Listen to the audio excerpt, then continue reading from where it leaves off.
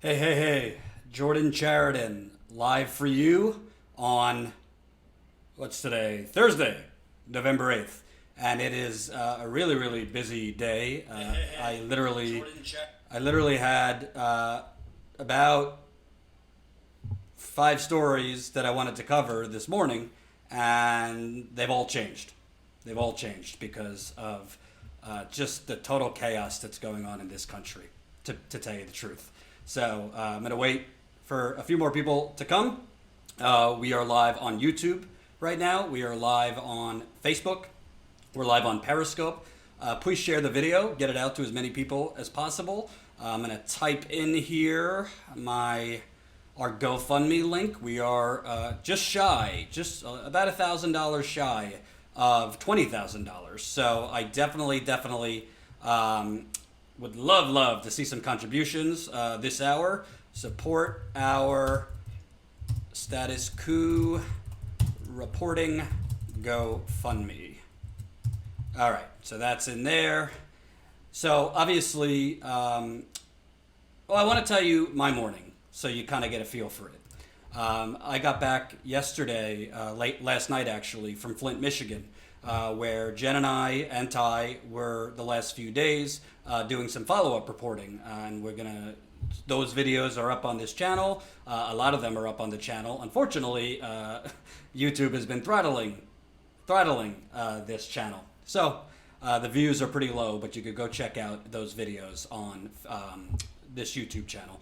We've been interviewing several people in Flint based off a major story Jen and I broke last week. I'm going to have an update on that later for you, so we'll get to that later. But anyway, for some reason, I couldn't really sleep. I couldn't really sleep that well last night. I kept waking up. I don't really know why.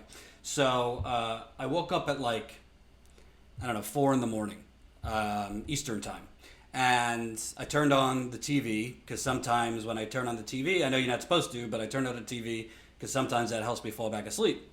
I didn't have my glasses on, and without glasses, I'm pretty much blind. Pretty much blind. Press the share button on Facebook, by the way, and YouTube. Everybody share. Sharing is caring. And this is a super chat. So if you're feeling super, definitely leave contributions in the super chat. So I turn on the TV, I don't have glasses on, and I just see on CNN the breaking news thing. But CNN has breaking news at all times, but it was 4 in the morning. So I didn't have my glasses on, and I just see lights. And I thinking it's an ambulance light. And without even seeing the words on the screen, without even being able to see exactly what was going on, I just knew it was another mass shooting. I can't tell you why, but I just knew it was a mass shooting. And then I put my glasses on, and unfortunately, that was confirmed. Last night, California time, Pacific time, a gunman went into a local bar. It was college night at this bar, and decided to shoot up the place. We don't know why yet. There's some details about the shooter. He was a 29-year-old, I believe, veteran, and obviously disturbed.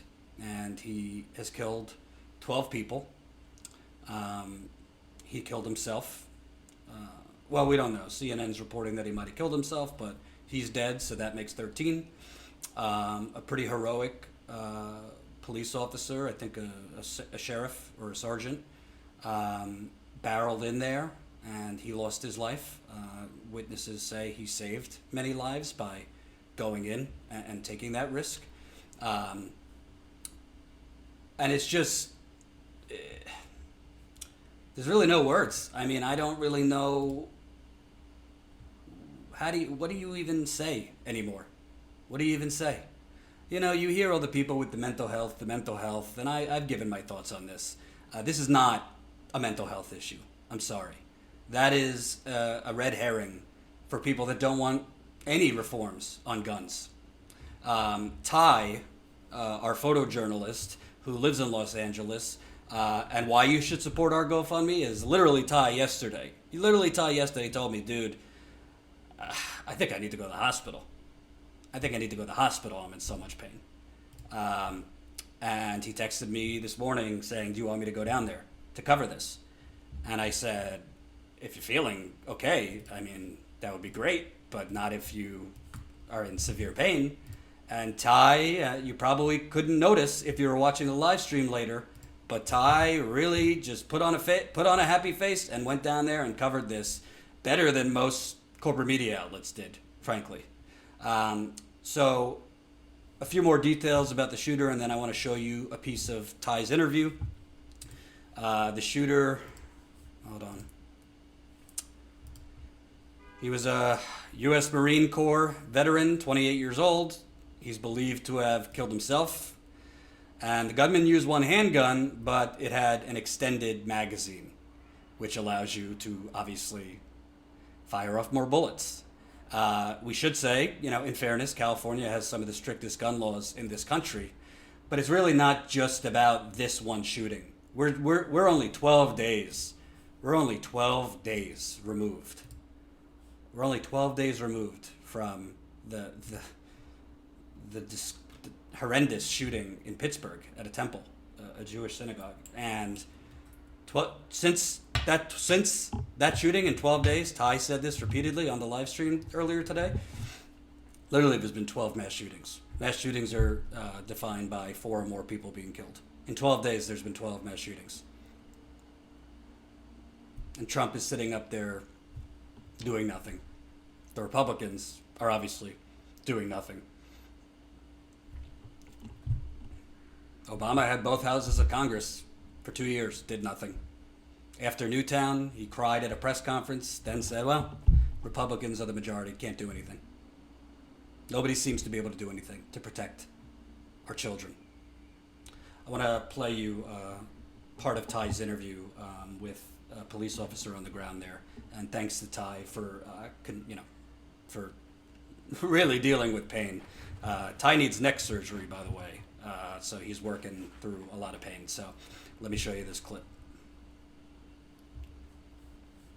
Release the victims' names, or do the families know if their children are one of the victims that's still here, that was a victim of the shooting last night? So we're making notifications to the victims' families. Once we identify the victims, then the next step is to locate where the victims are. So we are making notifications. I don't know how many victims' families have been notified at this point. It's something that's taking some time because some of the victims are not local, so we have to coordinate the notification with other agencies. This was college night. This was like 18-year-old to 25, 28-year-old young people, and it's tragic, absolutely tragic. I think it was Jeff Dean. I saw him on CNN, and he got real emotional, and I was kind of talking about how Sergeant Ron Hellis is a hero. I don't think I'm doing him any justice because I don't know him, and I just wanted you to talk about him because I think the idea of protect and serve, and that's what you guys sign up for, and it's one thing to say it and it's one thing to do it, and he did it, and I just want you to tell us about him, like the man that he is, and if you know him, like who he was to you. He was a friend. He was my friend. Ron Hellis was a 29-year veteran. He was a sergeant. He was a trainer. He was a mentor. He was a teacher. He was a leader. He taught these younger deputies how to be effective patrol officers. Beyond that, he was a hero. He rushed in when other people would not. His training kicked in. And by him rushing in, he saved others from being targeted by this madman. Someone actually came out and told me, he's like, hey, thank you so much. What you guys did saved lives. And I absolutely believe that. He died a hero yesterday, make no mistake. And it's something that we won't forget, the community won't forget, but we are also aware that there are 11 other innocent victims yesterday. So we mourn with our community, and the community mourns with us. On a personal note, man, look, so for me, I'm really frustrated and sick and tired. Like this is becoming too normal. It's becoming too normal. In the news, you saw, they were saying that this is the third mass shooting since what happened in Pennsylvania, and it's actually, by definition, the 12th. In 12 days, we've had 12 mass shootings in this country. Like, on a personal note, like, it's understandable that you guys signed up for this. That being said, we all want to go home. That's the goal, is to go home. Like, how frustrating is it for you to have to possibly deal with things like this when it seemed like there's something that could be done to at least prevent it? Like, for me, I understand that there's laws that can be put in place. It probably won't stop it, but seatbelts don't stop every car death, but it helps. It really helps. And I'm just wondering, like, how frustrating is it for you when you see, like, no one's lifting a finger to do anything to help these kids? It's extremely frustrating, and it's obviously a complicated solution. I don't know what that solution is, but what I can tell you is yesterday was senseless. We lost 12 innocent people, 11 victims inside, and Sergeant Helis, who responded, who ran into it. And it's tragic. It's tragic, and we never want it to be common. And when it does become that common, then we as a society have to do things better. It's crazy. Like, I mean, I remember Pennsylvania. They were on it for 3 days, and then they went back to Trump's tweets. It's absurd, and it's scary, really. It's scary that we're becoming indifferent to this because it's becoming so normal. I appreciate you. Thank you for your time. Thank you. All right.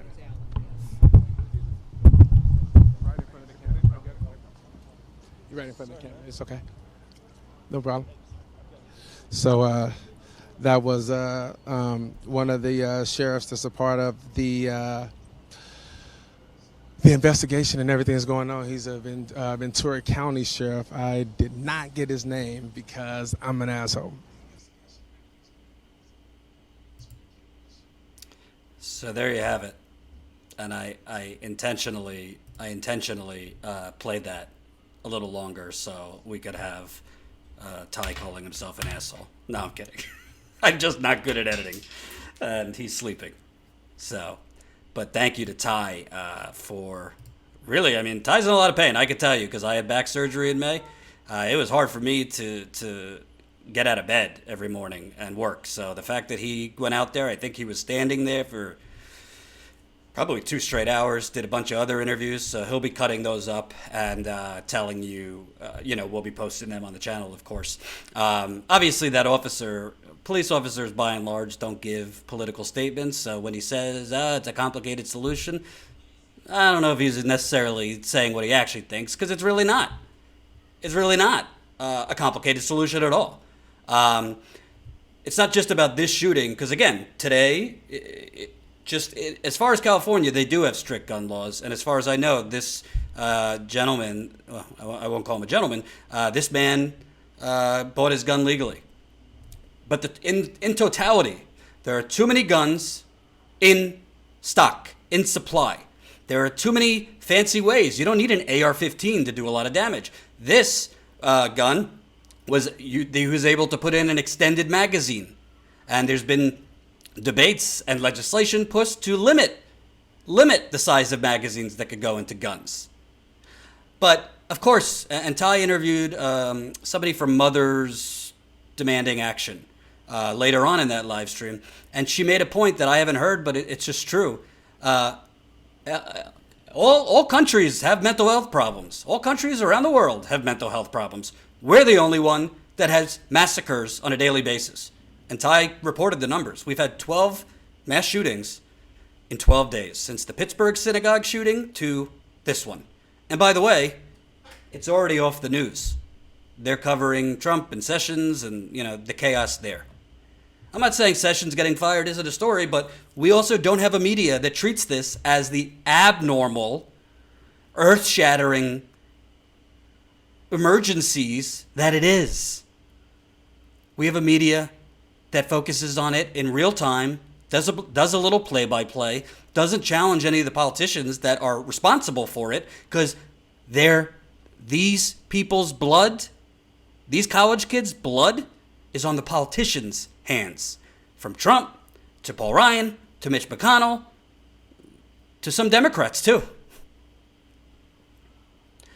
I want to show you, I'm sorry to have to show you this, that if you're not looking to be depressed, I would turn away right now and press the share button. But I'm going to show you A father was on CNN this morning when it was still kind of blurry whether his son was alive or dead. So I'm going to show you that clip, and then I'm going to show you the after. Here we go.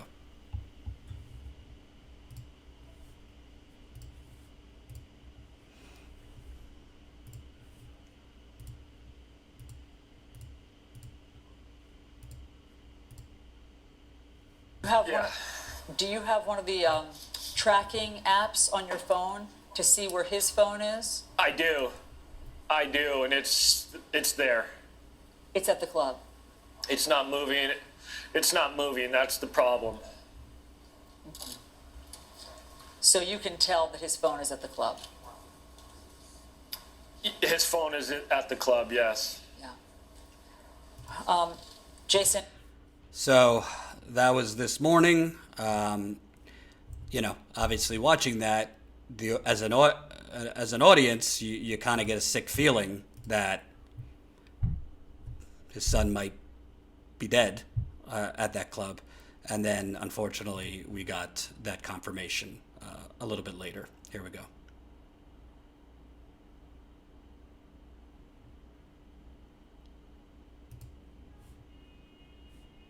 Oh, that I was been here fighting for him all morning long. And we did just get the news that he was one of the 11 that were hit and killed last night. His name was Cody Kaufman. My firstborn son.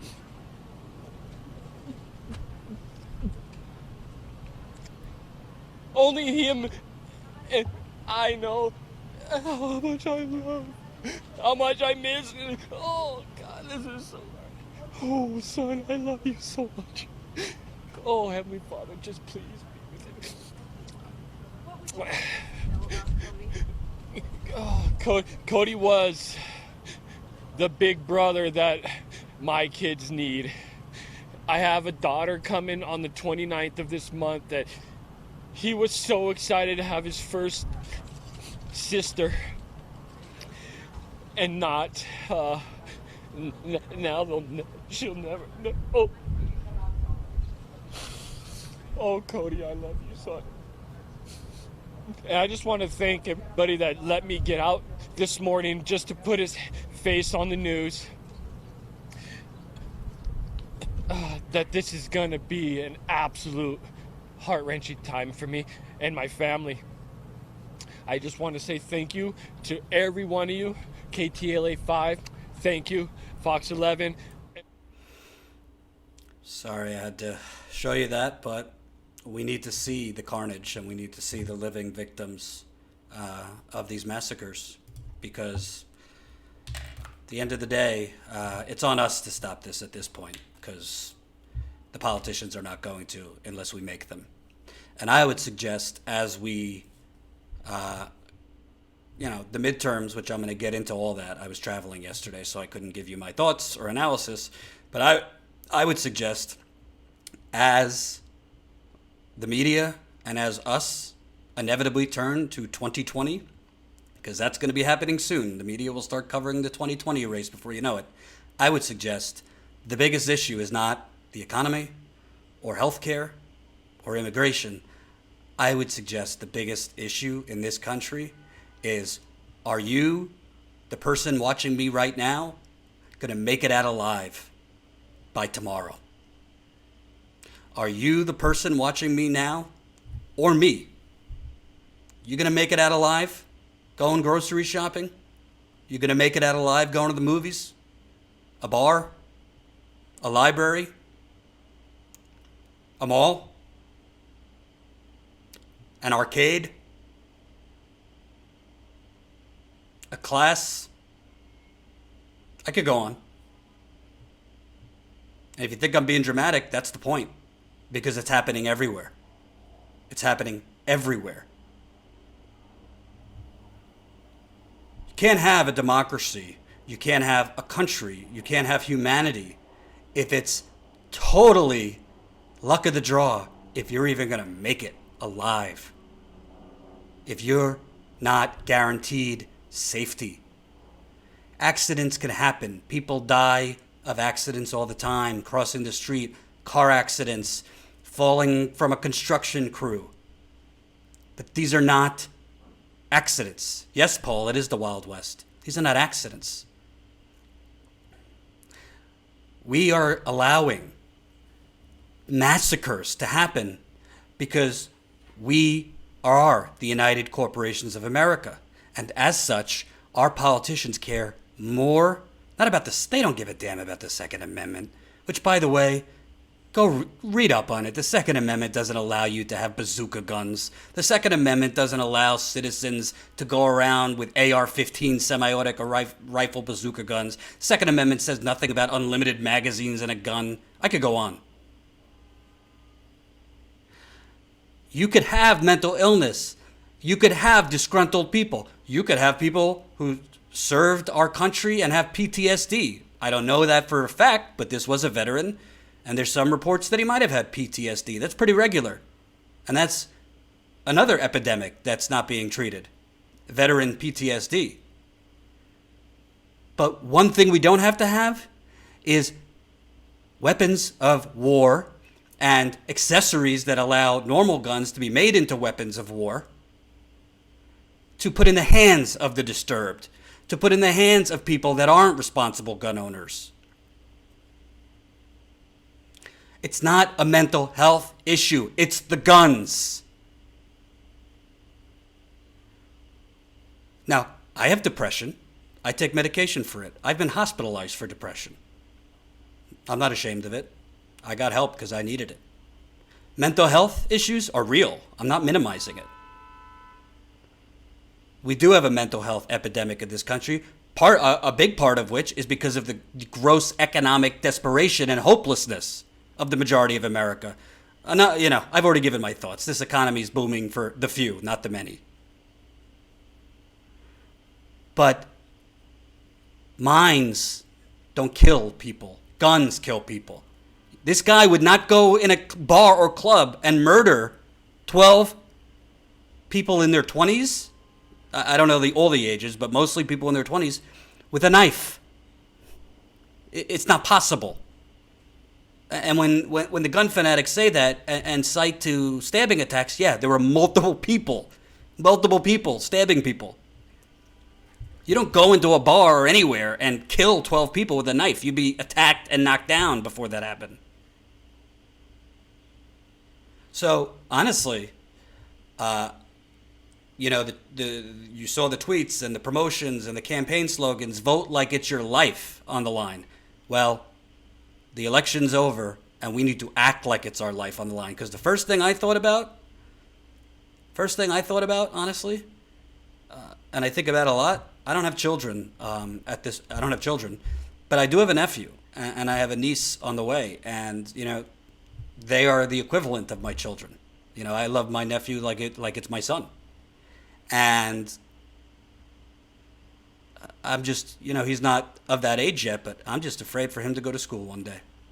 I mean, right now he's in, he's 3.5, so he's not even in kindergarten yet. But I am afraid for my nephew and my soon-to-be-born niece and everyone. I'm just afraid. And honestly, I'm not trying to get on my soapbox. And as a reminder, this is a super chat. So if you like what I'm saying, if you want to support Ty and his reporting, who did a great job, show us your love. Every dollar counts. But the 2020 election doesn't matter. And the Democrats taking the House doesn't matter. And none of this matters if we're all just target practice. Jason Delore, I have a child and I would like to protect my home from criminals with my guns. The two aren't mutually exclusive, Jason. You could have guns in your home if you're a legal gun owner. We're talking about weapons of war. We're talking about extended magazines so that you could fire off more rounds. We're talking about the NRA. The NRA has been trying to stop something called smart guns. Smart guns are basically smart guns that has a sensor. So the only person who could shoot it is the person who owns it. Sounds like common sense, right? The only one, you got a fingerprint, and that's the only way that gun could go off. NRA's against it. Of course they're against it. A Washington state judge literally just ruled against the NRA because the NRA was fighting safer gun storage units. The NRA is not a lobby. They're terrorists. Let's call them what they are. They are terrorists. Thank you, Hugh, for the $2. Appreciate it. And I'm not going to push the GoFundMe too hard today because obviously it's a sad day and I don't want to be hawking money. But we are very close to our goal. Our goal is $50,000, but we're getting closer to our mini goals. So we're about $900 shy of $20,000. So thank you to everyone who's contributed. And if you're feeling, if you liked our reporting in Flint, if you liked seeing Ty out there today, if you want to see more of it, you know what to do. The link's right there in the description box, and we'll put it in the live chat as we go. 271 people have contributed so far. Sorry if I'm not sounding excited. I'm just tired of this. And you know, what Ty was saying is so true. Thank you, CT, for the $2.99. You know, we all just want to go home. He wasn't talking about the media wants to go home. He was saying, we all just want to go home. We want to be able to go out with our day, work, have dinner with our family, go out to a bar if we want to, yada, yada, yada. And these kids that went there, I think that it was for like a country music night. They're going underground because our politicians are fucking spineless. So we'll keep covering it. One of the things, honestly, going back to the GoFundMe, one of the things Ty and I wanted to do from the beginning was we wanted to do a Living Victims tour. We want to go to multiple states and cities that have had these mass shootings that essentially nobody even remembers half of these places. And we want to talk to the family members of people who have died. We want to talk to the students that might very well now be adults. And see what their lives are like, their PTSD, their trauma, what do their lives mean. We want to talk to politicians and challenge politicians that are taking this blood money. And when we mapped it out, everywhere we wanted to go, frankly, we didn't have the funds. We still don't have the funds, to be honest. So that's what we're doing here. We're trying to raise funds to do real reporting because we believe real reporting is part of the solution. And we're going to get to a Flint story later, where there's some things happening in the background that might show that our major bombshell report that we released last week might very well produce some change after all. So I'll have more on that later. So I'm going to shift from this tragedy and thank you to Ty. We'll be cutting that up into clips so you could see his reporting on the ground there from right near that shooting. But there is also, I mean, if you want to say from tragedy to a little bit of hope, there's now hope, politically speaking, for I guess the Gillum campaign, which I didn't give a post-mortem because I was traveling, but it looks like now I won't be able to give a post-mortem because it looks like as of now he has gained enough votes to where if the margin holds, there will have to be an automatic recount. So this is, as of now, let's see, that is the results in Florida right now. So 0.4%, a 0.5% issues an automatic recount or triggers an automatic recount. So the votes haven't stopped being counted, so that's positive. I'm going to get to Gillum and DeSantis in a little bit. I just wanted to show you, if you don't know, that right now, if that margin holds, there's going to be a recount in Florida for governor. But I want to start with Georgia because to me, this isn't even about an election. This is about, do we have a democracy or do we not? Do we have a free and fair elections or do we not? And I think the answer is clearly we do not. So that, unless something has changed since I've gone live, that is the total right now, 50.3 for criminal Brian Kemp and 48.7 for Stacey Abrams. Before I get to the clip I want to play, so you have an update, Brian Kemp, after purging hundreds of thousands of voters in Georgia. It's not an exaggeration. Those are the numbers. He has purged hundreds of thousands. of voters in Georgia. After he did that, and after it looks like he's going to be declared governor, it's not over, but as of now, he's winning. After he did his business, he resigned as Secretary of State today. Go figure, right? Georgia's Republican Secretary of State, Brian Kemp, resigned Thursday as his gubernatorial race with Democrat Stacey Abrams remains too close to call. In a statement, the Georgia Secretary of State's office said Kemp submitted his resignation. The Republican was the state's top election official, blah, blah, blah, blah, blah. I mean, it's such a farce. This whole thing is like legalized theft. It is legalized theft. It is, you want to talk about rigged elections? And I think Bernie's election was rigged during the primaries. This is literally the stealing of an election in front of America's eyes. And there seems to be very little recourse at this moment. And I think Ava DuVernay, she's a award-winning filmmaker, she said it best. The games they play. Kemp resigns after the damage is done. Thousands of voters purged and suppressed. But still, Abrams can win Georgia. If you cast a paper/provisional ballot, fight. Validate your vote at the county election office by Friday. Bring ID plus ballot receipt with the number. And the Abrams campaign sent this out, that recently, I think within the last hour or two. This is how close we are, and there are enough uncounted ballots out there to push us into runoff election territory. Hashtag count every vote. If you voted by mail or by provisional ballot, call voter protection ASAP with the number right there. And they're showing we only need 23,275 more votes to trigger it would trigger a runoff, really. Because in Georgia, if whichever candidate, if they don't get more than the majority, which would obviously be 50%, it's an automatic runoff between the two candidates. So it might be even smaller than that since I've went live. But this is how close it is. And can you imagine for a second if, this is Rolling Stone's reporting, look at how many voters were purged in Georgia under Brian Kemp as Secretary of State. 340,000 voters improperly removed. Now, of course, some of those might have went to Kemp. But, you know, if you look in American history, purge voters, usually black. Those are the bulk of them. 340,000 of those voters remained at their original address. They should have never been removed from the voter registration rolls.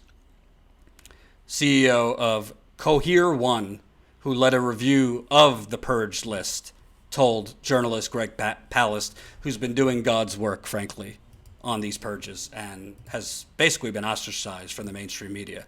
Go check out Greg Palast's work.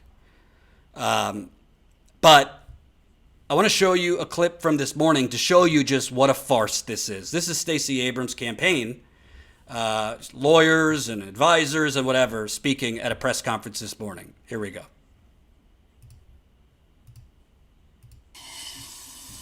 All of the votes in this race have not been counted. For example, this morning at 8:10 a.m., Cobb County reported additional early advance votes. In fact, they reported 236 votes for Abrams, 65 for Kemp, and 2 for Metz. We had all been under the impression that all the early votes were in Cobb County, and I believe they were listed at 100% reporting. Votes are still being counted, ladies and gentlemen, and the votes of all the voters of Georgia deserve to be counted before the now former Secretary of State announces his victory. Some additional votes that have not been counted are our military and overseas ballots. In Fulton County alone, that number is 1,000 votes, and there are more all over the state. Those have until Friday to arrive and be counted. Our members of the military deserve to have their votes counted. Our litigation team is going to walk you through some of the other reports we are hearing of folks in Georgia and Georgians around the country whose votes have not been counted. The Secretary of State, Brian Kemp, and his campaign operation at the Secretary of State's office has had us believe that there are 22,000 outstanding provisionals. And last night, I believe it was their pollster who said there were additional 3,000. They did not say there were more early votes to be found in Cobb County. They said it was just Chatham County.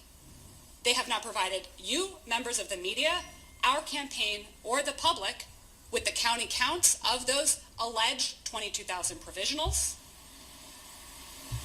They have not provided those lists or those breakdowns. This is all public information, ladies and gentlemen. Public information. We demand that Secretary Kemp, his campaign, Candace Brose, I'm not sure who's paying her, whoever it is, Chris Harvey, I'm not sure.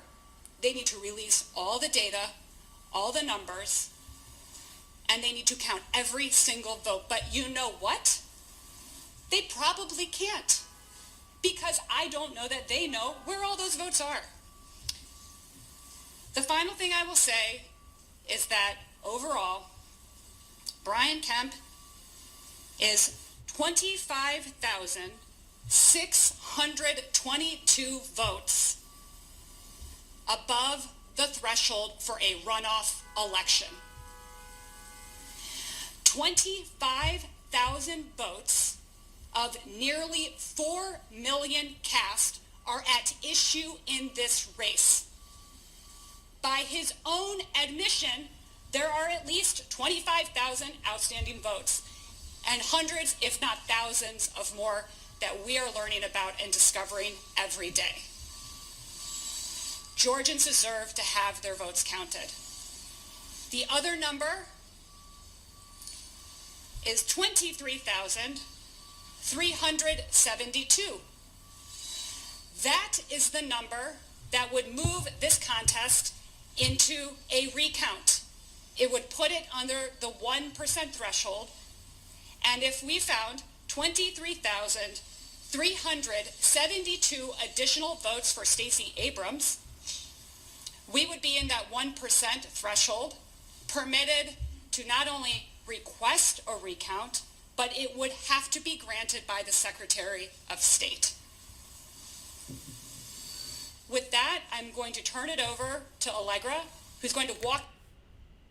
So there you have one justifiably pissed off Stacey Abrams, I believe one of the attorneys there. I could be wrong. I got to tell you something, and I hate to criticize her campaign, which, by the way, yes, I'm seeing some comments. The Deep South is hella racist. The fact that Stacey Abrams, a African-American woman, is this close with hundreds of thousands of votes purged in the state, that is progress. Frankly, she would have won with a comfortable margin, if not for this purging. But I have to beg to differ here with the Abrams campaign. And I also will give you a little insight into conversations I had with Bernie Sanders' campaign during the 2016 primary, where after the New York primary purge, which got very little coverage, but 200,000 people were purged off the rolls in New York City, majority in Brooklyn, where Bernie was born and is a very, very progressive city, I said to the campaign, why is it that you're not fighting harder? Why aren't you hollering and screaming about this? And I was told from some people, not on the record, but, behind the scenes, that Bernie didn't want to appear as a sore loser. They wanted to focus on Pennsylvania. And he felt that if he would have,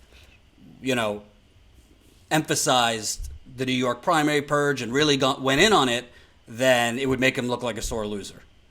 Well, I got to tell you, to the Abrams campaign, although I totally agree with fighting for every last vote, it's not, frankly, you should be saying, regardless, we are not accepting the results of this election, period, point blank. You should be saying, we are suing so that Every single voter that should have not been purged is allowed to vote. Hell, if you have to create an election day 2.0, then that's what we're going to do. They should have said this before the election.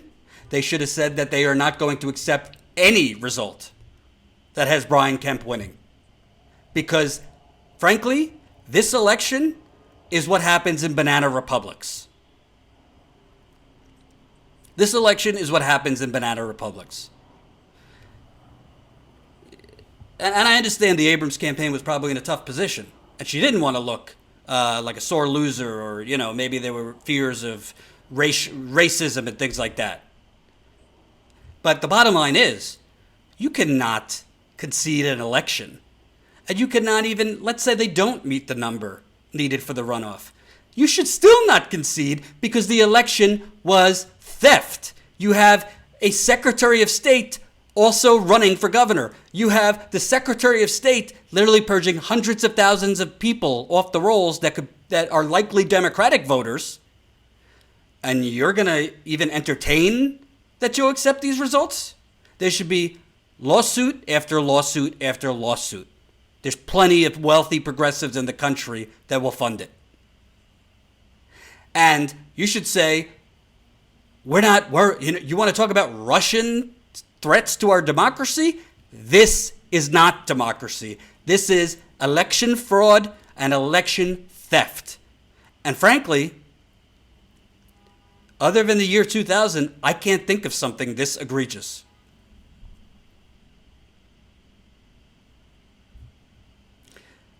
Stacey Abrams is literally down, I think, less than 2 percentage points when 100,000 people were purged by this governor for laughable reasons, by the way. By this Secretary of State. And as that worker for Stacey Abrams' campaign said, Kemp, as Secretary of State, his office isn't even releasing the full information and the full counties and information of outstanding votes to the Abrams campaign.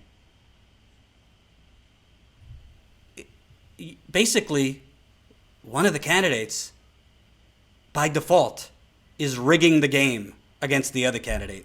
And apparently it's legal in this country for just blatant conflicts of interest like that to exist.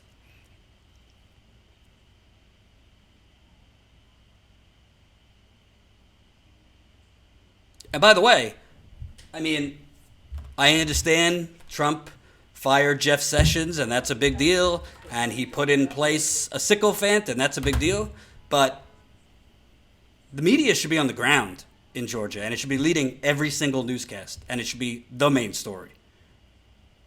If we had the funding, we would be on the ground there right now.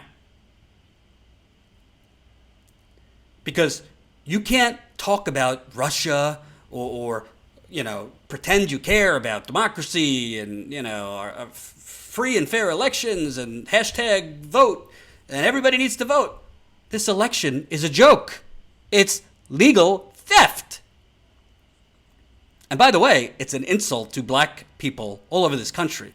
Because Stacey Abrams, if she's going to lose, first of all, it's still history because she's the first, I think, black nominee or black female nominee. But you are insulting black people who they could have history, and we could have history with her election. I don't think she's like uber duper, super progressive, but it's still history, and it's Georgia. I don't expect like Bernie Sanders to go in and become governor of Georgia. It's pretty damn Republican, and frankly, pretty damn racist. But we should not. And the Abrams campaign, I don't care if they don't get the necessary 23 votes. They should not concede this election. They should hammer Kemp with legal challenges. There should be protests outside the governor's mansion. And they should not rest until every single vote is cast. Don't normalize and accept election fraud. Period. Thank you, Kelly, for the $10 to the GoFundMe. And we'd like to go to Georgia. We'd like to go to Florida with the news that there's going to be a recount. There might be, at this point, a recount if the margins hold in Gillum versus DeSantis. We just need more funding. So go to the GoFundMe if you can. We're at 19,000. Let's see. We're at 19,102. We just got that $10 from Kelly. So now we're less than $900 away from our $20,000 goal. But I got to tell you, I mean, I really have never seen anything like this in Georgia. It is legalized theft of an election. I mean, I covered the whole 2016 campaign. There was election fraud like you wouldn't believe. This is a different level. This is a different level, and it's transparent, and it's out in the open. And this is from the Georgia Democrats. Brian Kemp's self-coronation using taxpayer resources is a legally meaningless political stunt. 0 out of 159 counties have certified votes. 0 votes are officially reported until next week, and tens of thousands of votes have not been counted. I believe they're talking about him resigning as Secretary of State. Oh, thank you for resigning as Secretary of State after you stole the election. That's very, a lot of integrity there. And by the way, can I make a statement? And this has nothing to do with the DNC or Tom Perez's centrist milquetoast policies. Why the fuck isn't Tom Perez like on the front lines, screaming and hollering? Why are the emails not flooding in? Calling on people to protest, calling on people to call their congressman and senator, call the White House, call the Attorney General's office. What? Am I missing something? Is Tom Perez or the DNC or the Democratic Party like out front on this? Of course not. Because as Nancy Pelosi says, now that they retook the House, they're going to be bipartisan and have an exchange in the marketplace of ideas, which we all know what that means. Serve our donors, but we're going to sound nicer than Trump. Thank you, Gene, for the $20 in the super chat. Thanks for reporting on this, Jordan. I mean, it's literally legalized theft of an election. I barely see it on the news anymore. I mean, if you want to know what's going on in this election, you follow Sean King's Twitter. He's been on it. The Intercept's been on it. A couple places, but by and large, this is going to be allowed to happen in plain sight if we don't do something about it. And it doesn't matter if you live in Georgia, by the way. It's not about Georgia. This is about America. You can't have elected officials. For God's sakes, the Secretary of State of Florida during the 2000 election who certified it, Kathleen Harris, was literally a co-chair on Bush's campaign, and she was the one deciding if there could be a recount and if votes could be continued before the Supreme Court stopped it. I mean, are there any conflicts of interest laws in this country? Are there even laws anymore? Or are we just a banana republic? Because that's what it seems like to me. Sorry, I'm getting a little heated about this. So I'm going to stay on this. Full disclosure, I texted Ty before I went live, and I said, if we get the money, would you want to go down to Georgia? Or could you go down to Georgia? Because he needs surgery. He doesn't have a doctor's appointment for, I think, another week. He said, yeah. So we're just looking for funding. So we're telling you what we want to do. And by the way, it's not just Georgia. We might have to go down to Florida, too, because there might be a recount there. And of course, we know there's going to be shenanigans, and those Republicans are going to try to stop that from happening. So we'd like to be out. We would like to get out on the ground, folks. Help us do it. We're not asking for our health. We were just in Flint. We've been to Dallas with this GoFundMe money. We have other places we're looking to go. I'm about to plan, hopefully, a trip to Montana to cover the Keystone Pipeline before construction starts. Montana and South Dakota, that is. So help us do it. We want to get to $20,000 by the end of this week. So that would be by Sunday. Every amount counts. If every single person watches, we're at 166 people right now on YouTube, however many on Twitter. If every single person throws in $5, we'll get there. So thank you for that. And of course, the Super Chat contributions. So in addition to Georgia, Andrew Gillum's campaign conceded on the night of the election. Tell you the truth, I don't know who was telling him to do that. Maybe the same people who were giving him advice to campaign with Hillary Clinton and do fundraisers with Debbie Wasserman Schultz. Just keeping it real. As I went live, these are the results in Florida now, which will trigger if the margins hold, and this result holds. will trigger an automatic recount in Florida. So DeSantis 49.6, Gillum 49.2. And obviously, I mean, you can't really get closer than that. So this would be an automatic recount, but not all the votes are counted. So it very well could deadlock, or more could come in for DeSantis, putting him over the 0.5%. Again, 0.5, a difference of 0.5 triggers an automatic recount. You know, I thought today, do I really want to give my analysis on Andrew Gillum and his campaign and the election results? Because there's still a chance he could win. Because frankly, what I have to say is not so kind to Andrew Gillum, to be honest with you. I want him to win over Ron DeSantis, to be honest with you. I mean, I don't live in Florida. But as I said, even though I reported on who he was taking money from and the mistakes I thought he was making, I still think he's better than Ron DeSantis. I think Ron DeSantis is a Trump mini-me. I think he's dangerous. I think he's racist. And I think Andrew Gillum would make a better governor than him. I think every single person in Florida, especially progressives, is going to have to hold him to the hot seat right away because he sprinted to the center. But I thought, do I really want to do this today? And the answer is, yeah, I have to, because I have to do my job, and that is to report the truth. So I want to show you a poll. I want to show you the polls in Florida before this election happened. This is the Real Clear Politics average of polls in Florida. The one I highlighted was the poll was taken between October 16th and October 20th. It was taken by CNN, so pretty reputable poll. It had Andrew Gillum up by 12 points. Okay? So this was taken October 16th to October 20th. Andrew Gillum was up 12 points. On October 21st, so a day after that poll was finished gathering, Andrew Gillum had a debate on CNN with Ron DeSantis. And let me show you, as a reminder, a clip from that.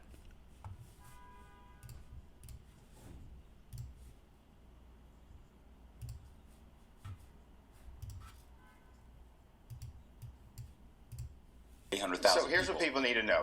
Andrew's for this concept Medicare for All, which is a euphemism. Because if you read it, it actually abolishes Medicare for seniors. It abolishes Medicare Advantage. It abolishes TRICARE. And as a veteran, I know that military families depend on it. If you get your insurance through your employer, it abolishes that. And it dumps all those people against their will, regardless of if they want to stay in their current plans, it dumps them on a single-payer government system. Taxes will go through the roof. We'll obviously face fiscal difficulties. It will hemorrhage money, and then the government will choose who gets the care and who doesn't.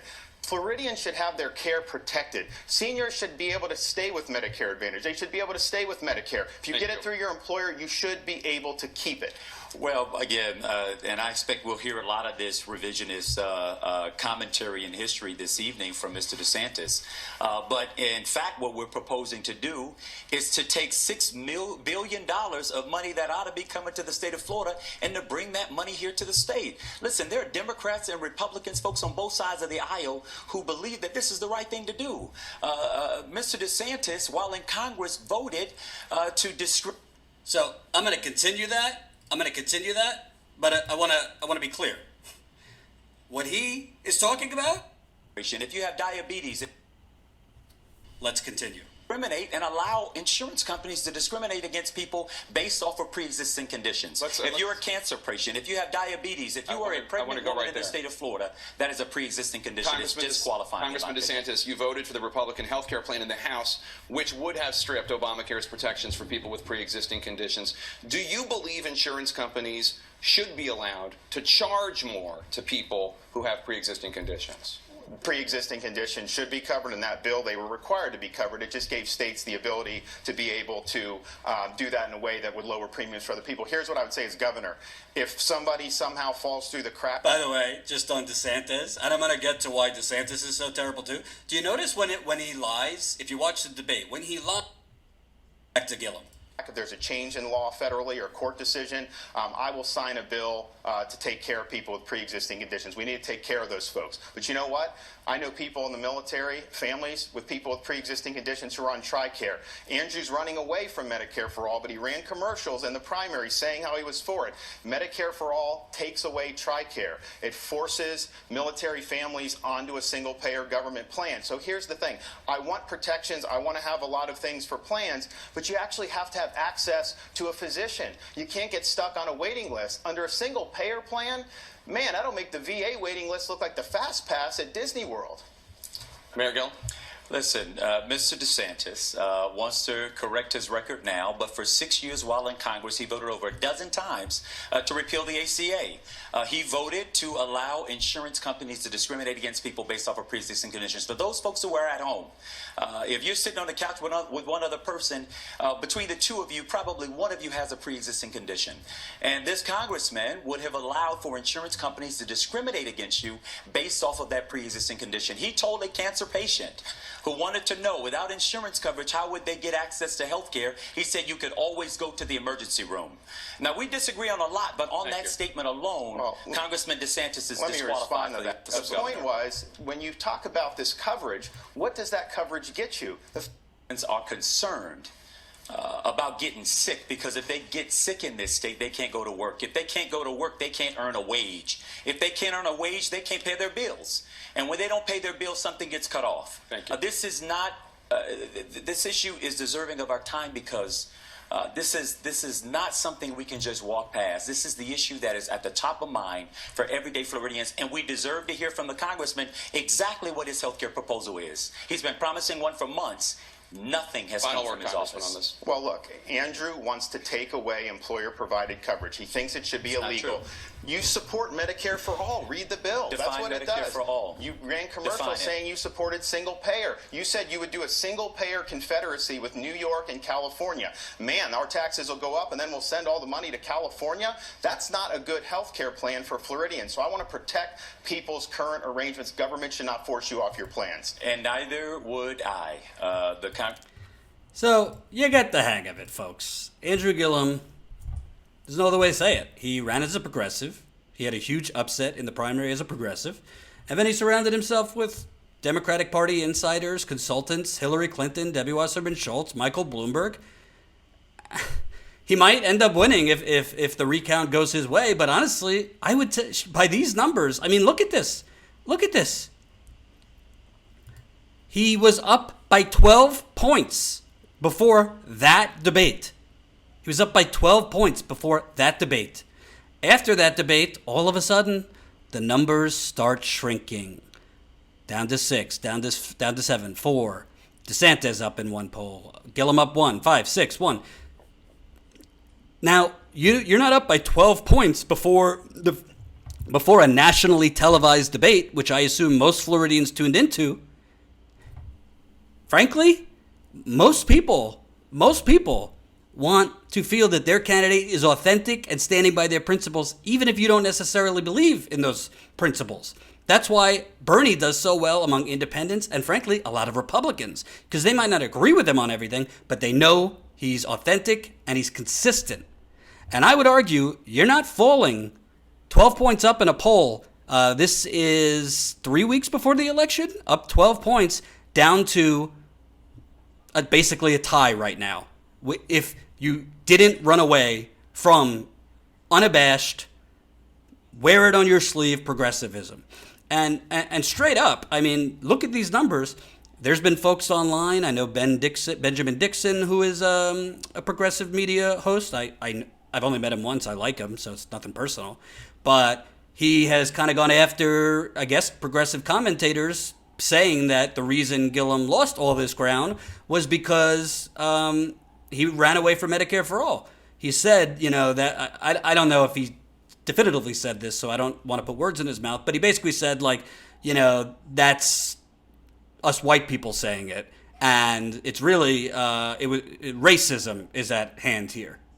And I don't want to minimize that. I mean, I went to school in Florida. Florida, in South Florida is a lot different than Northern Florida. Northern Florida definitely has tinges of Georgia and that Southern racism.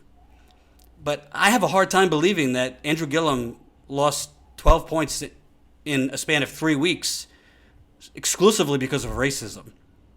I'm sorry, that doesn't make sense. Especially in a state that literally just voted to restore the voting rights for 1.4 million former felons, predominantly black. So I don't know how those two things go hand in hand. I really don't. This is a state that voted for Andrew Gillum to be the nominee in the Democratic primary. So I'm not saying racism doesn't play a part at all. And I am white, so I understand that carries a certain amount of privilege, and I don't completely understand. I always say this to Ty when we travel, like, I don't pretend to understand everything. But the numbers are the numbers. 12 points. 12 points he's up. Right before that CNN debate, he moonwalks as fast as humanly possible away from his progressive policies. And I'm not saying him pushing for a Medicaid expansion is a bad thing. It's a good thing. But if you're running on Medicare for all, and that's why you won the primary, why would you go and do the same exact thing every single Democrat who has lost does? Surround yourself with establishment consultants who want your money, not for you to win. And they tell you got to move to the center. If you're this progressive, if you're pushing Medicare for all, you'll lose here. You'll lose this part of the state. You'll lose this. Be authentic. Run on what you believe and let the cards fall where they fall, because I got news for you. Look at the exit polls. Look at the exit polls. These are the midterm exit polls. The top issue was healthcare. The top issue in America was not the economy. It was healthcare by a lot. 41%. 41% said in the exit polls healthcare was their issue. Well, gee, if a charismatic candidate like Andrew Gillum is saying we're going to push, if I'm governor, we're putting in a single payer healthcare system that covers all Floridians. And my main issue is healthcare. That kind of sounds good, doesn't it? I mean, again, he might end up winning. The results are super close, and he is now within range for a recount. No, he's not in range for a recount.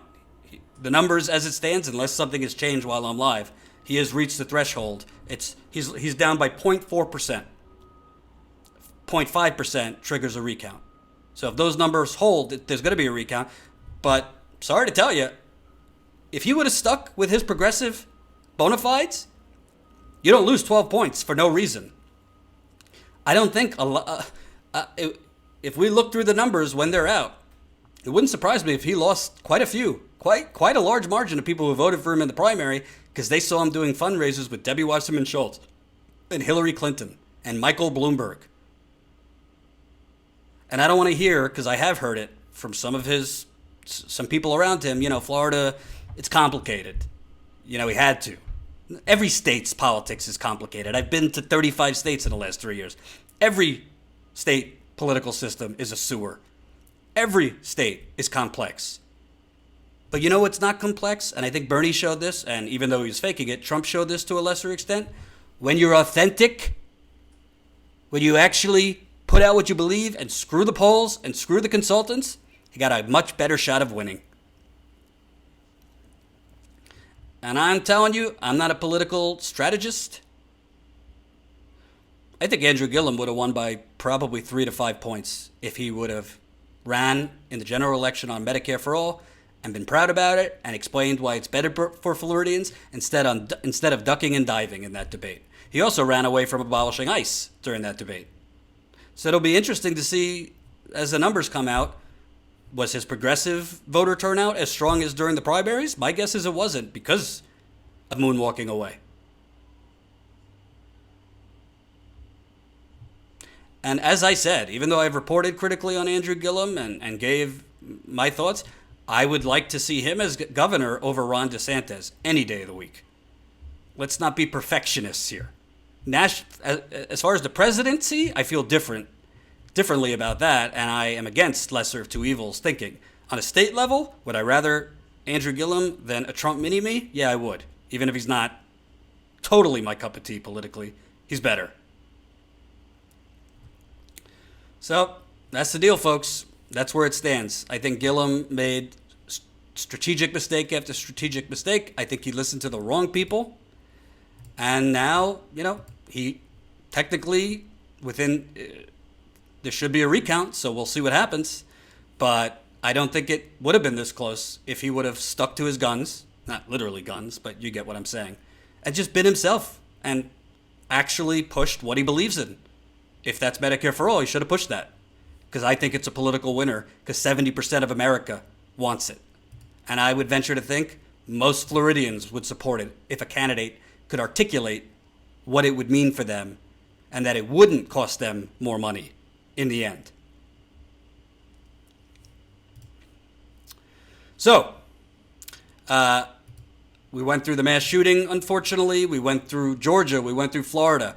I want to update you on our Flint reporting. We were just in Flint. You might have not seen it because YouTube, unfortunately, has been throttling this channel again. YouTube suddenly decides not to let people know when I'm live in certain ways. The views for the Flint videos are pretty low because most people probably didn't even get them in their feeds. So make sure when I'm not live, definitely go check out the videos we've done from Flint. We have some more that we're going to be showing you, publishing as the days go on. But Jen and I worked on a story very, very hard for the last few months. And I'm not going to get into the full explanation now. I will at a certain point. But if I'm keeping it real, that story was supposed to be published last week for Newsweek. For Newsweek magazine. That story was supposed to be published. We didn't want to mention where it was going to be because people, the state of Michigan and some other forces have tried to get the story killed several times. And the day before it was supposed to be published, Newsweek magazine, because it's a corporate media outlet, and because they're spineless, and because they don't quite understand the gravity of what we found, Newsweek magazine decided to kill the story. And I'm going to go into a lot more detail, not just about Newsweek magazine, but all the other outlets that killed this story at a later date, because that is a story in itself. But the story was supposed to go out on Newsweek Online last Thursday, and it was supposed to be in the magazine this week. And it is a story that we got by knocking on 450 doors we have knocked on in Flint, Michigan since the summer. And if you didn't read it, I encourage you, go check it out. It's up on Status Quo's Medium page. It's not a quick read by any means. It will take you a little bit, but it's crucial that you know what's going on and you share it and you get this out. Basically, Jen and I, through our reporting and knocking on doors, we found out that the state of Michigan, the environmental agency, sent officials to Flint residents' homes and ran their water before taking lead and copper samples, which is called flushing. They flushed the water before taking the sample, which is illegal.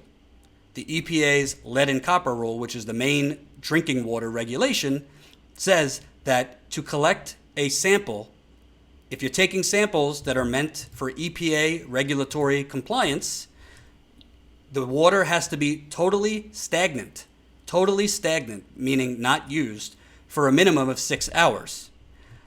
The sample also has to be taken as a first draw, which in English just means as soon as you turn on the tap, put the sample bottle in. You don't let the water run.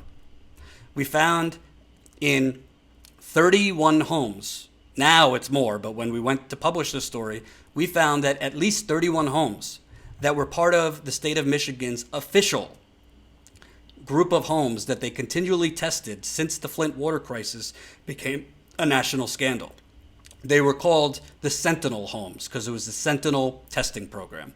And basically what that means is this was the group of homes that the state of Michigan, for whatever reason, we don't know why they chose these specific homes, chose these homes to continue testing them for 2 years to see are the levels in Flint decreasing. And these are the homes that the state of Michigan sent out press releases every so often. Flint lead levels are going down. Flint's lead levels are going down. Flint's levels are now below the EPA's regulatory level. And all the media, because they're stenographers who don't look into anything, simply regurgitated what the state of Michigan was telling them. And basically that's how Governor Snyder shut down the water pods in Flint. They shut down the water pods in April in Flint, citing this very data. So Jen and I did something very radical. You ready for it? We went, instead of going to the beach this summer, instead of spending times with her kids, Jen sacrificed time with her kids. Instead of me relaxing after back surgery, we went up and down Flint for 3 weeks. If you remember, we were kind of incognito where we were because, frankly, I was warned, be careful. Meaning, be careful for your physical safety doing this. So that's why if you ever see me go dark or me go underground or me not tell you where I am or what we're working on, it's for my safety. Because I'm not dramatizing. This line of work can be dangerous if you're going after some big fish. And we were. So we kept knocking on doors and we found the official list. We found the official list of homes that were on this state program. The state of Michigan has hid it. They've only put the street addresses, so the street addresses. They didn't put the house numbers. We were able to track that down, and once we got those addresses for the specific house numbers, we started going up and down Flint, and we were knocking on doors, and we simply said, hey, did state officials come to your home and test your water? Residents would say yes or no. Say, do you remember how they tested? Did they turn the water on? Did they turn the water on and take the sample right away? Or did they turn the water on, let the water run for a little bit, and then take the sample? It wasn't hard, folks. All of a sudden, we start finding many, many examples of DEQ, Department of Environmental Quality officials, as well as Flint residents that were part of a program called the CORE program.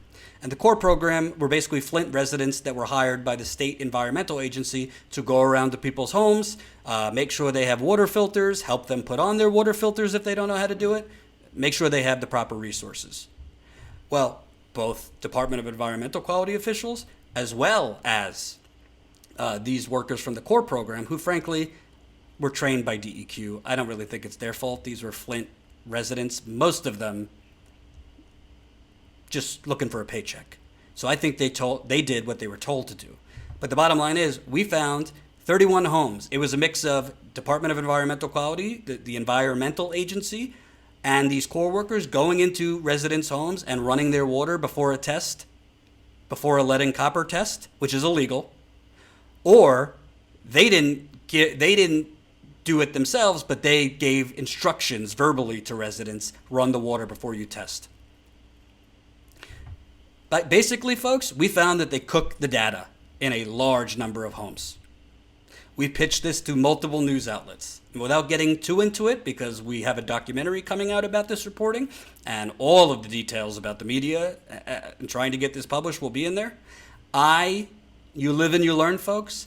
I wasted months trying to get this published in a corporate media outlet because I still had a little naivety left to think that a corporate media outlet would print this kind of truth. And in the last moment, they didn't. They didn't. And we will explain all of that. But just so you know, literally the Newsweek editor, when they decided to kill it, they said, like in politics, when you're explaining, you've lost. Literally, they told us they were too inept to explain the story, so they wouldn't publish it. It was too complicated for them to explain. Well, that was on Wednesday. Jen and I and Ty had already booked our flights and rent-a-cars and Airbnb to Flint. And we said, you know what, to hell with it. The governor's election is on Tuesday. It just passed. The Democrat Gretchen Whitmer won. So finally, Rick Snyder's leaving. He's term limited, and there will be a Democrat in office. This Democrat will have to hold her feet to the fire, says she's going to reopen free water bottle distribution in Flint. We will see if she actually does that. The talk is good right now. We'll see if she follows through. And we will hold her accountable to follow through on that promise. But we said to hell with it, we're self-publishing it. Well, apparently Newsweek didn't understand the story and they're too stupid to explain it. Apparently the majority explained it because we posted it on Twitter. We posted the story on Twitter. It's on the top of my Twitter profile. And it started going pretty viral. I think it has like 1,100 retweets. Congressman Ro Khanna tweeted and called for an investigation immediately. Congresswoman Tulsi Gabbard tweeted calling for an investigation. Abdul El Sayed, who was the progressive candidate in the Democratic primary, has tweeted calling for an investigation. Not to name drop, but Susan Sarandon tweeted about it. Some others, a lot of other progressives have tweeted about it. And Jen and I are not going to, I don't want to get into it right now, but we did knock on more doors in Flint. Even after we published the story, we decided to knock on more doors to get even more evidence, and shocker, we got a whole lot of other evidence, including the fact that they were literally testing homes and putting it on the official state data sheet that they use to say Flint's levels are under EPA regulations now.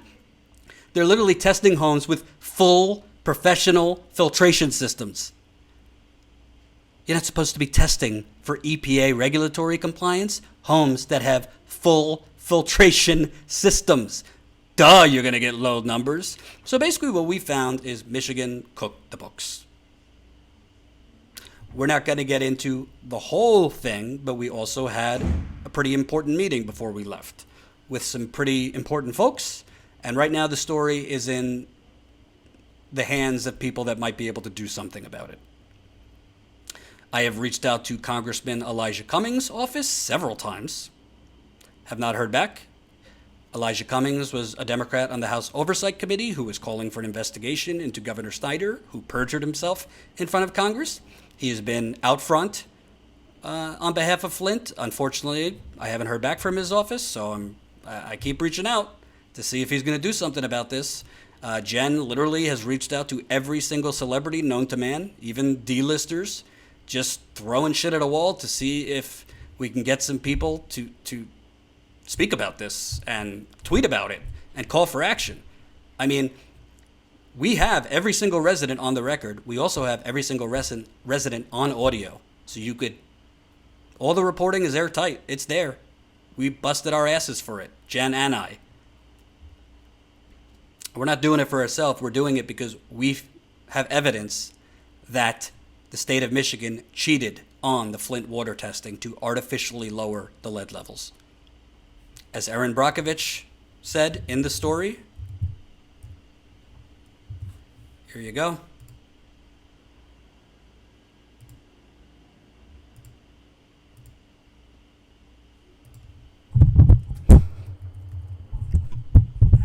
Here's Erin Brockovich in the story.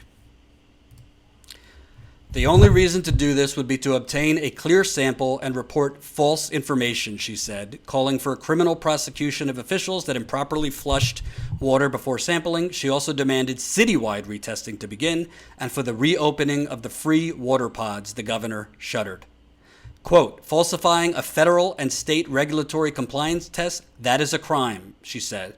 Brockovich also noted that in light of these falsified tests, it's not possible, as has been done by many media outlets, to claim thousands of other cities have higher water lead levels than Flint, since Flint's real water lead levels numbers are now in question. She called it cheating. Quote, flushing right before a first draw sample is a violation. The entire purpose of testing the first draw is to detect how much lead and copper have leached into the water overnight. Once it is flushed, it defeats the purpose of a test. Flushing is cheating. I really, really encourage you, if you got the time, I know everyone's busy, go read the story. Please share. And by the way, Jen and I knocked on these doors before we launched this GoFundMe. We stayed in Flint largely off of our minuscule savings because that's how much we care. But the reason we're doing this GoFundMe is because real journalism actually works if you have the work ethic. And by the way, as I've told you many times, most corrupt individuals are very lazy and don't cover their tracks because they don't expect actual journalists to look into it. And most of the time, journalists don't. Jen and I are not from Michigan. I've been to Flint 13 times, but neither of us are from there. The local media in Michigan, they could have knocked on these doors way earlier than us and found out this information, but they are simply organs for the state and regurgitate what the state tell them. So please, please, please, this is why we're growing this GoFundMe. This is why we're asking you to support us. We mean business, and we're not screwing around. We're going straight for corrupt people. We're trying to deliver justice to communities. Frankly, I won't get into details, but I wanted to do a lot more reporting on Flint when I was at the Young Turks, and occasionally they didn't agree with that. And it's not just Flint. We have plans to cover other areas with water contamination, but we cannot forget about Flint. It is not a normal thing for a community to be poisoned and then 4.5 years later to be basically left to die, and for the State Environmental Agency to basically cook the data. Who the hell knows what the real lead levels are in Flint? Who knows? Because they cooked the data. They flushed before testing. And this might be painful for some of you to watch, but I want to show you just a piece of a clip. I interviewed Amanda Janes. She's a 35-year-old woman, never had a health problem in her life before this water switch in 2014. An official from the Michigan Department of Environmental Quality came to her home randomly, said, "I'm here to test your water." The official ran her water for a minute before taking the sample, again, against EPA regulations, flushes out the lead, took the sample. The sample came back, no lead. That official also gave Amanda instructions when you test yourself, because the people that were chosen on this program, they were supposed to be testing themselves. That official wasn't even supposed to be testing for her. And all those details are in the story. Said, you're going to do it exactly like I did it. So then Amanda, when she tested herself and sent in those samples, which was part of the state data that they used to declare Flint safe and Flint's lead levels low, Amanda also flushed because she got the wrong instructions. I want to be abundantly clear on something. Jen and I are not doctors. We're not saying cause and effect. We do not know what caused her thyroid cancer or the spots on her kidney. I cannot draw cause and effect because I'm not a doctor. We do have a toxicologist on the record in the story. All I can tell you, I don't know for sure what caused her health problems, but I do know for sure she didn't have any significant health problems before this water switch. 2 years later, she was diagnosed with thyroid cancer and spots on her kidney. Here is part of my interview with her in Flint.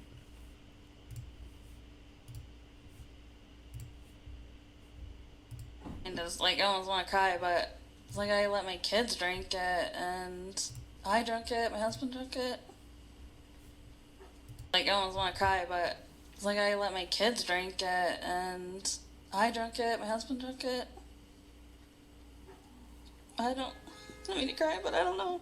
Like, I would not have gotten sick if I did it the right way, if I just paid for the sink myself, or I don't know. And I mean, let's not sugarcoat it. It's kind of like you can't work anymore. You've been basically housebound, and you recently, welcome to America, they kicked you off your health insurance because your husband makes too much. So right now you're not really getting treatment because you can't afford it. Can't afford nothing. I can afford to pay my water bills so they don't come shut us off. I can pay for groceries and our car that we need to get back and forth to work, but I can't. It's not, the healthcare system just sucks. I could leave my husband and get healthcare, but I couldn't do it. That's just one of the dozens of residents Jen and I met knocking on these doors in Flint. This is why we do this for a living. Because people like Amanda are being screwed. People like Amanda are being treated not as humans. An official went into her home, knowingly tested her water against EPA regulations to get a lower result. That's the only reason for an official test meant for EPA regulatory compliance. That's the only reason to do that. To run the water before taking the sample. As a plumber told me in the story, even 30 seconds, you could be flushing out most of the lead that's inside the fixtures in the home. And why would officials do that? If not for, we want to sweep this under the rug, we want to shut down these water pods, we want to yank away relief money for these people, because hey, they're just poor black people, they're just poor white people. I mean, if we're keeping it real, Flint, I mean, it looks like an apocalyptic horror movie in most parts of Flint. Jen and I were driving around knocking on more doors, and we both said, I mean, this is, depressing isn't the word for it. And I'm not knocking the people of Flint, but it is really just, it's the definition of despair and desolation. It is an American city that has been basically left to die, both economically and public health. And people like Amanda let state officials into their home. Most of them thought, oh, great, they're here, they're testing the water, wonderful. They're actually doing something. How would they know? They had no idea that these officials were doing it the wrong way. You want to know something? You want to tell me that the governor of Michigan, Rick Snyder, who up until now, oh, I didn't know anything about the problem in Flint. Nobody told me. You want to tell me his environmental agency just did this, freelanced, cheating on this test? And he didn't know about it? I got a bridge to sell you. So we're going to follow up on this reporting. Like we said, it was supposed to be published by Newsweek magazine. They killed it the day before it was supposed to be published. You'll find out a lot more about that, as well as the other outlets that killed this and the insane reasons for it, including many outlets just didn't want to touch it because it didn't involve Donald Trump. So the people of Flint and their health, and whether there's an environmental cover-up and an environmental scandal, that wasn't juicy enough for many outlets, frankly, including some progressive outlets, if we're keeping it real, not juicy enough. Or we don't have the bandwidth to cover this, even though Jen and I had already done all the due diligence. And in most cases, we didn't even ask for a dime of money. We just wanted to get this out for the people of Flint.